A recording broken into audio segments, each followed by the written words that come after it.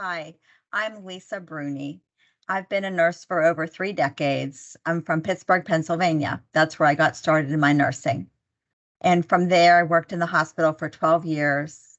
I worked on a pulmonary and a plastic surgery floor. It was called med surg, but it got wired for telemetry probably about after I was there for about 7 years.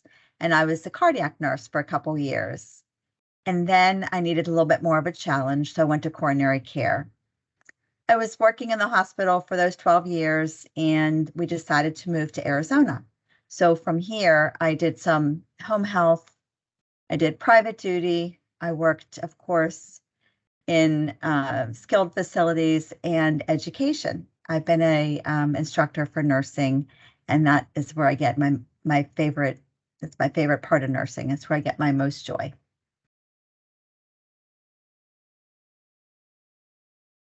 When nurses are core staff, they're part of the facility, they're part of the organization. But when you're a registry staff, which I do work per diem, I do that to keep up my skills, of course. It's very necessary to know the rules, to work the rules, to be on your game because you have to be flexible as well, and you don't know all the people in the facility, that you go to, just, they're different, and you just have to be very resilient. You need to have a I can do this attitude. And of course, if you don't know things, you have to ask questions because no one knows everything. But the more familiar that you become in the facility, it becomes a little bit more, not easy, but a little bit more familiar. So it's important to know in nursing, there are always things that change and evolve, but you need, when you travel, because I've done travel nursing as well, and interim leadership.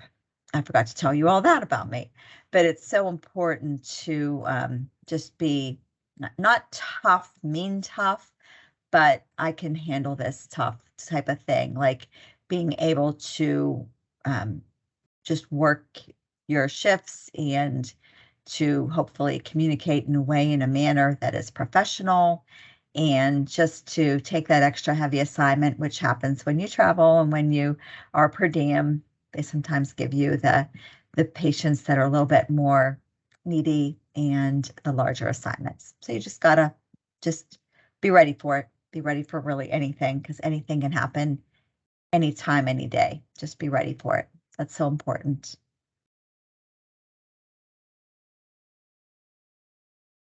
In my career, of all the different areas that I've worked, I find academia being the most interesting because I love to develop and grow and help to facilitate the learning of nurses.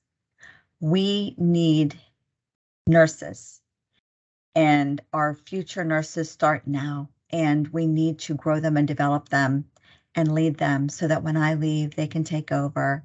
And it's certainly important to know that all modalities of nursing are equally interesting and equally important to help care for people. There's many. There's like hospice even. There's the burn unit. There's pediatrics. There's OB. There's just so many. There's the facilities like hospitals, as well as the subacutes, and there are just home health, and there's so many different ones that are so important. But I can tell you that if I could help to nurture and grow a nurse, as I was nurtured in my past, my dad had a health center, and the administrator just took me under her wings, and she just kind of led in a way that was very transformational, if you will. She helped to grow people, and that helped me to blossom. And I certainly believe in that, not just because it was done with me or for me, but because I want to. I want to make a difference. And I think that's where I get my most satisfaction.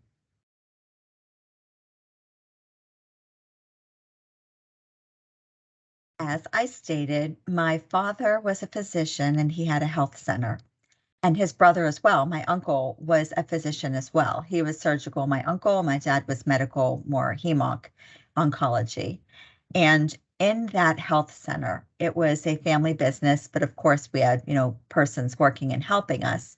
But I certainly can tell you that I had my first healthcare related job, and I helped our administrator with multiple things, helping to type up reports. At that time, doctors would honestly dictate their notes with the patients, and I would help to transcribe those and type up the reports, as well as help in areas that were needed, like in the accounting department.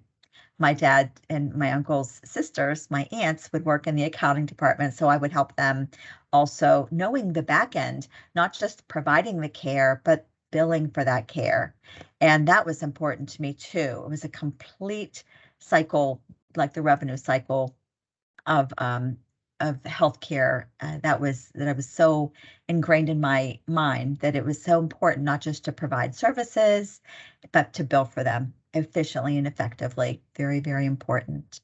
So that kind of led me to where I am as a nurse, as well as when I was younger, my dad would buy for me a microscope for Christmas. I don't know if little girls get microscopes for Christmas that they didn't ask for.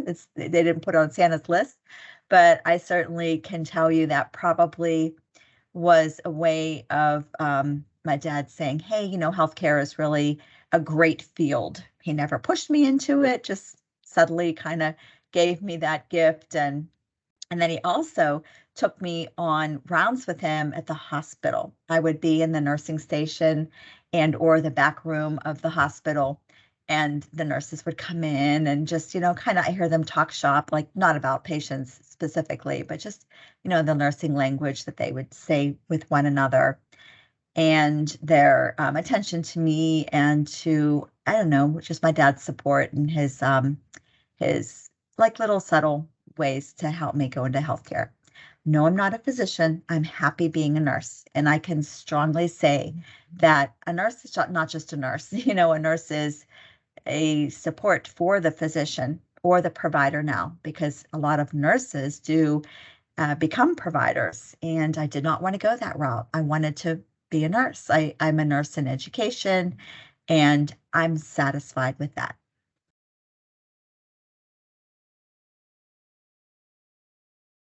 As I said, nurses in the beginning part of the century, in the 1900s, were nurses following doctor's orders.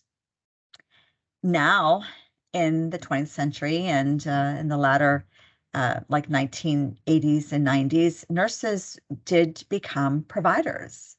And our profession has become that of a provider, if you would go that route.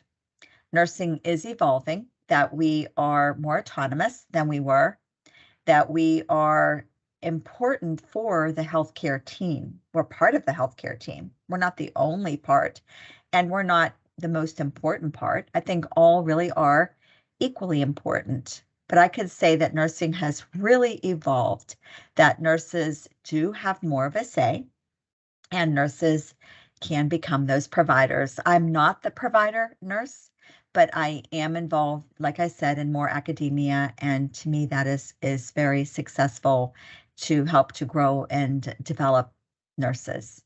But nursing is evolving, and I could foresee in the near future that we do. A lot of facilities stated that a BSN, a Bachelor of Science of Nursing, was supposed to have been the least amount of education because of the I guess research and evidence-based, that BSN is prepared very well to care for patients. Well, now I see, because there's different parts of nursing, there's LPNs, which are licensed practical nurses that are generally under supervision of an RN. But I see hospitals still are going back to now having LPNs to help support the RNs.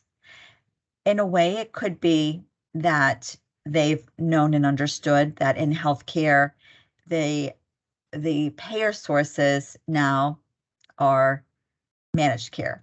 And it's not the hospital doctors who are dictating how long a patient can stay and if they need to be readmitted. It's the payer sources that are dictating that now, which is completely different in healthcare than it was in the 60s and 70s.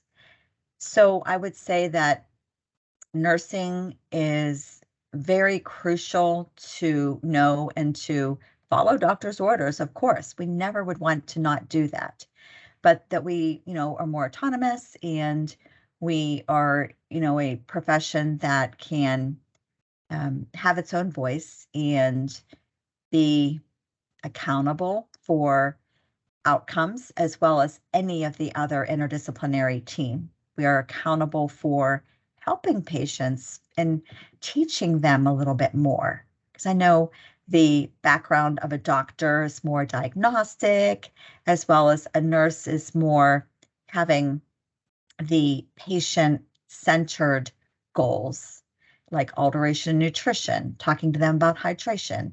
All of those are so holistic to help them to get better with their medical diagnoses.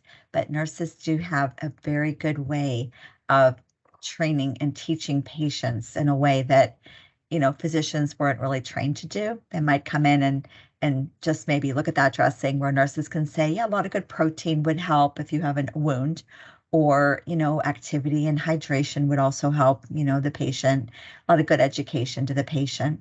So I really condone nurses staying on top of their education and best practices, as well as evidence-based practices and current trends that are out there, to always stay current on things. Because if we would still be doing nursing as I did in the 80s, it wasn't a standard wearing gloves. It wasn't. Whenever you were going into a patient room, providing it like an assessment, anything, of course, that didn't have excrement or anything draining, we didn't wear gloves. So if we kept doing that now, it would be just so different. Things need to evolve, and things need to be evidence-based, and, research to support it. And of course, outcomes to help to get our nurses in a manner of which they're conditioned to always follow the rules, standards, not cut corners either. It's so important not to cut corners, because we need to just follow, infection prevention, safety, and of course, patient rights and patient confidentiality. Very important. There are many challenges now with COVID and infection prevention, but I think one of the biggest challenges that nurses have are themselves. I'm just saying, what I can say is that sometimes we underestimate how important we are to the healthcare team. And of course, yes, we follow doctor's orders, and we abide by, like I said, evidence-based and infection and safety and patient, advocacy. But I certainly can say that a challenge would be that we probably don't give ourselves enough credit for all that we do in the healthcare team. We probably just say, oh, I'm just going to do the dressing and that's it, But what I'm saying is if a patient had a wound, just the benefits of us coming in to help that wound and communicating with the healthcare team. As a nurse, we do delegate to our certified nursing assistants or techs, the CNAs, so that we can definitely help the patient if they can't turn and reposition and they're in a contracted state, to say, hey, please remember Q2 hours. That's Q means every, to turn Mrs. Jones, and to help her with her meals, because of course a patient needs to eat, and if they don't eat, we need to ensure that it's done. So the CNA should be helpful to make sure the patients get their nutrition, and it's underestimated what we can do to help them. Even I had this patient who had a blood sugar that was always in the high range, like in the maybe 266s, low 300s, seriously. And she loved soda pop. And I thought to myself, she should most likely try to alter her diet, still drink her soda pop, but certainly let's try this. Let's say, and I told her, I said, hey, you can still drink it, but let's get you the diet. And she was satisfied with that and agreed to it. And sure enough, when we started doing her blood sugars, it did make a significant difference. And, yes, the doctor might order a general diet for people, but we can help them by knowing that, high blood sugars do have ad effects that are not as advantageous as blood sugar that would probably be in a range, that is more, um, not as high, that they wouldn't have to have a lot of insulin. But certainly I can tell you that her blood sugars did come down. They were in the 166s. Like, it went down literally up 100 points plus. And she was so happy to know that her active participation of her diet change helped her. And it was a big, thing every time we did blood sugars, like, hey, what do you think it's going to be now? Because you don't just do it and go. You kind of have to, treat that person as, an individual and help them along the way because they have a disease. And if it happens to be diabetes, hers was more diet controlled. But certainly there's a long path ahead of people, but to help support them and get them through that. So being an advocate to the patient and certainly taking that opportunity to help them in areas of which they need help, because not everybody knows everything, not even nurses. There are certain things that we need to just be more current, like I stated before, in the new trends that are coming out, or new medicines even, or just the same old basic things that happened, that were, we talk about in the recent past, how important diet is, and being that advocate to the patient and that teacher and that cheerleader. Yes, they can have that chocolate cake every once in a while, but every day, come on, maybe have the angel food cake instead, or maybe another type of treat that they could have that is not always so sweet, if they're diabetic, of course, but helping people along the way to their health outcomes, because it certainly takes a village. It does sometimes, because people can't do it on their own, and nurses are there to do what we do best. And with every nurse that I talk to, every student I talk to, it's because we care. We can't just go about doing our tasks, following doctor's orders, passing those meds without showing that care, taking that brief time with that patient and getting quality with them and helping them in a manner that will hopefully have a lasting impression on them. It is a challenge that I forgot to say when a nurse or two called off, and then you have so many patients. And I apologize if I didn't say that part, because challenges, not just with our own profession and taking ourselves, seriously as a good part of the team, but also working in a manner of which we are put under extreme conditions that are low staffing. That is a challenge, and that is a realistic thing that happens nearly every shift. People need to either stay later, nurses, because a nurse didn't show up, and or nurses they're tired and they've worked several days in a row. So those are challenges, that staffing part of it. And another thing, because of that challenge, not just facing fatigue, but also the professionalism of not making a mistake, because nurses need to follow the doctor's orders, and medications need to be given in a manner that doesn't cause an error. And it's so important. That challenge, of course, is real, and it contributes to that extra time that I said that it's important to stay with the patient that little bit more. Challenges of staffing. Mm-hmm. And of course, the pandemic. Those kind of things have occurred, that we need to wear our masks in every room. In the 80s, we didn't wear masks, but what I'm saying is we had masks in a sterile procedure, and we wore them when we did a sterile procedure, and then we took our mask off, and then that was it. Now we wear them from room to room. And it is a kind of a challenge to work in, areas that are COVID units, and we have patients, we have to wear N95, and a lot of us get warm.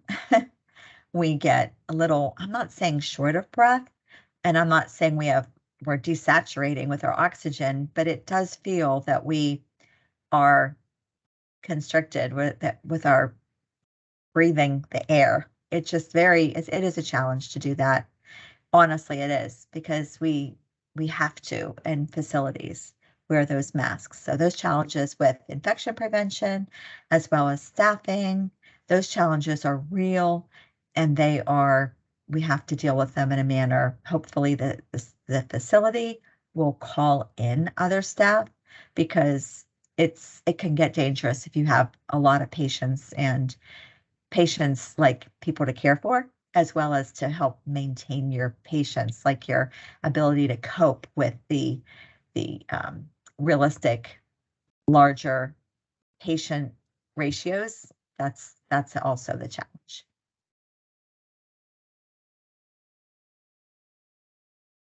I have been a clinical consultant with Greenstaff Medical. It has been my honor and privilege to help to be of service, to be an advocate to the nurses, which is the mission of Greenstaff Medical, as well as supporting them clinically and helping them in areas of now onboarding. Because we found that when staff members are going through the initial stages of their assignment, that if we don't engage with them and help to, communicate with them at certain time points, like maybe they're initially like welcome, and then after the third day, and then after, several days, it's important to go along with them and help to promote their onboarding and get them the services that they need, like, hey, how are things going? Asking questions and having them contact us if they need anything, as well as their training. We have this Relias training that I assign to the nurses that will help them to see their levels of understanding in different areas. Generally, there are the core mandatory trainings that we have to do regarding the safety, infection prevention, things like that, as well as med surge. And, if they have telemetry, I'll put in some of those training modules. It's so important as nurses to have that support.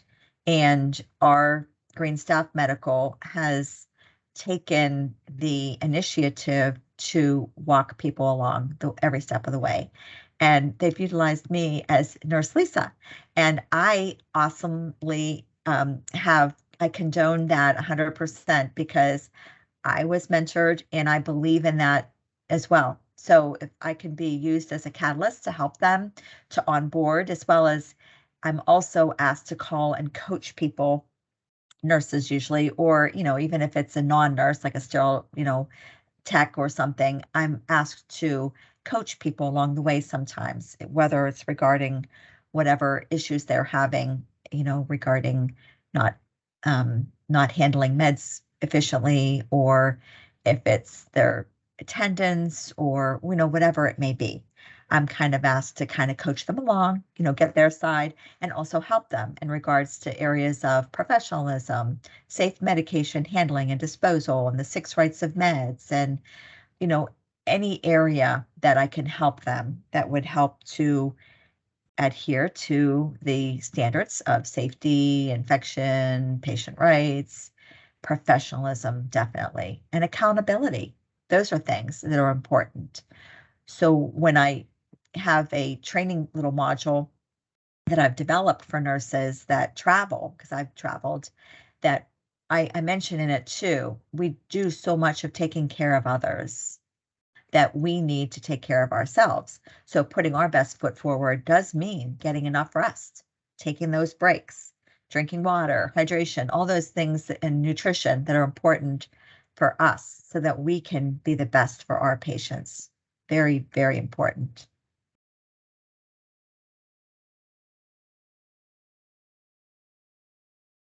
As always, professionalism is number one. If I could at all help them to be professional, then I've met my goal. But I certainly can tell you that each of us is accountable for our own nursing. But, we learn along the way, and some of us need more soft skills. And it's so important for us to say, look, you're not just task oriented. It's great you know how to do X, Y, and Z in the ICU or, PQR in, this, different facilities. But it's so important to maintain great communication with each other. That is so important. Sometimes we get calls saying, they just seem like they're not communicating well. That's something we need to make sure that we, like I said, take care of ourselves, like you know, taking that break or, drinking that water and nutrition and hydration, but also letting the nurses transform into that professional that is accountable, professional, able to communicate well, and also able to know that there are 6 rights of medication administration to make sure that we're giving things correctly, et cetera. But it's certainly important. Those soft skills are so important that we are trying to let the Greenstaff medical nurses and healthcare team know that we condone that part of their professionalism, that they are, people, and we need to help them to nurture themselves and give them that support and advocacy and training if we need to in ways of even healthcare and or soft skills, just, to coach them along, because sometimes that's one of the main reasons that the facilities don't want to work with them because of their soft skills, needing that. And sometimes can I say that nurses need to, with physicians, we can't be afraid of them. They might be a little bit more like, hey, more serious, like, what are you saying? Like they might be very, like not punitive to us, but sometimes just what are you getting at? So maybe if I can even help a nurse to communicate well with physicians, like giving an SBAR report. SBAR is a way in which the doctor will get all that information in an organized fashion, starting by S, situation, just giving a brief little situation of why you're calling them. B, a little bit of a background. Doctors are taught this way. A, assessment, and you should come, when you call the physician, prepared with that information, because they're going to want that saturation or whatever you're calling them about. They're going to want those values, as well as recommendations. Do you want me to send that patient out? So sometimes when doctors don't get information like that is organized in that fashion, nurses might feel as if doctors are being just a little mean, but they're kind of needing for that information. So if we can help nurses in any way to be a respected and an important part of the healthcare team, then I'm all for it. That's great. And I met my goal.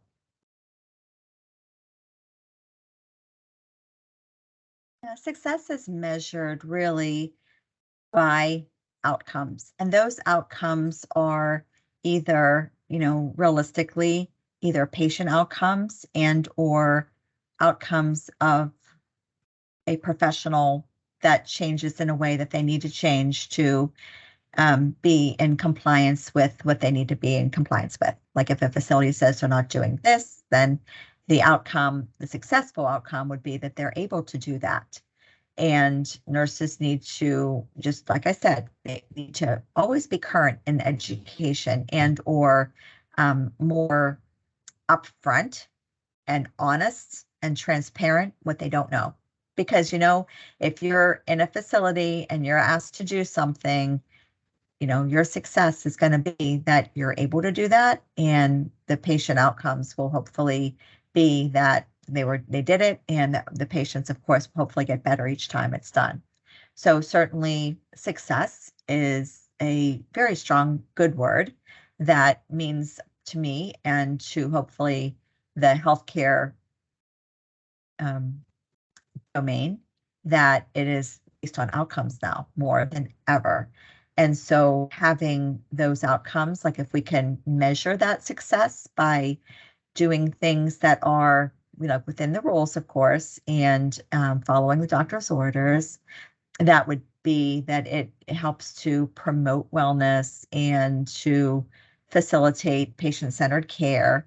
the success is measured more in ways that are contributing to the actual number of persons that have wounds and wounds that have healed. And that would be based on how many patients are in the facility. So if we can help to that wound to epithelialize and, that it's healed, then that's great. Then that's success. We've done our nursing care followed by doctor's orders. And if that nurse can come in and not be calling off all the time, then that's success as well. That contributes to safe staffing ratios. That contributes to, a facility that has good care and a sufficient number of nurses per patient ratio. That's great. And what other successes would be maybe the biggest success of all is that, by the end of the day, that we feel like we helped our patients, not just went along and did, A, B, and C, but certainly that we helped them in a manner of which was a caring and that we feel satisfaction in that. That's a great success to at the end of the shift that you're not feeling defeated and just discouraged, that there's always tomorrow, and hopefully today was just a good day based on, you did what you needed to do, and that's great. Not everyone's going to get healed overnight, but certainly that little part that we do is like small successes that contributes to the bigger one, and we're all part of a team.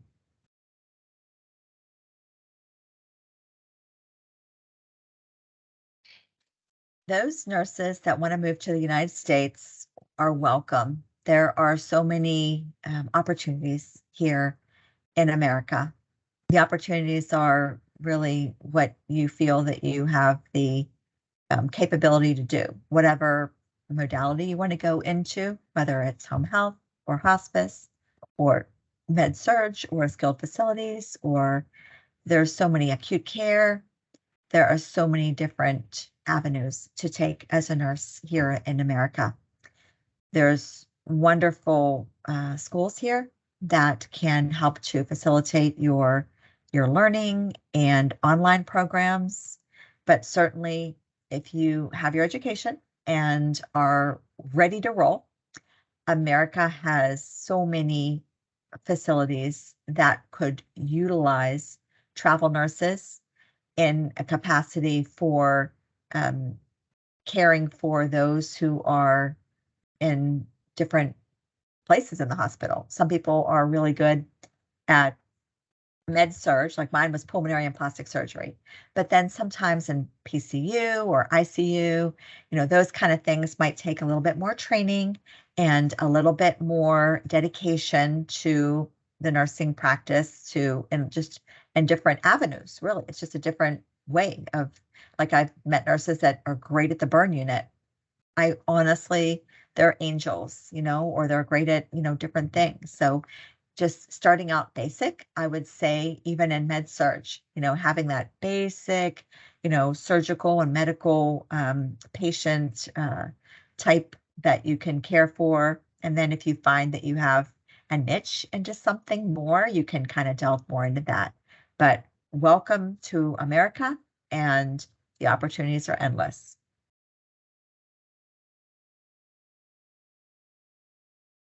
That the support of Greenstaff Medical is phenomenal, that we would help every step of the way for them to get their, visas and their onboarding to come here into the country.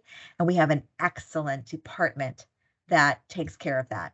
Housing, as well as the different discounts in different things to help you in your moving here to America. And it might take more than a few months, but we would help with the educational part, like with the Relias learning. That's an awesome thing too, to help you to see where you are in your learning and to kind of get a good fit on what states you want, because there's multiple states, of course. There's many different facilities. Do you want to, take advantage of the locality and ski? Or do you want to take advantage of the locality and lay at the beach? Or, there's many, many different places And that could also be a fit as well, the lifestyle that you would be in your 13-week assignment.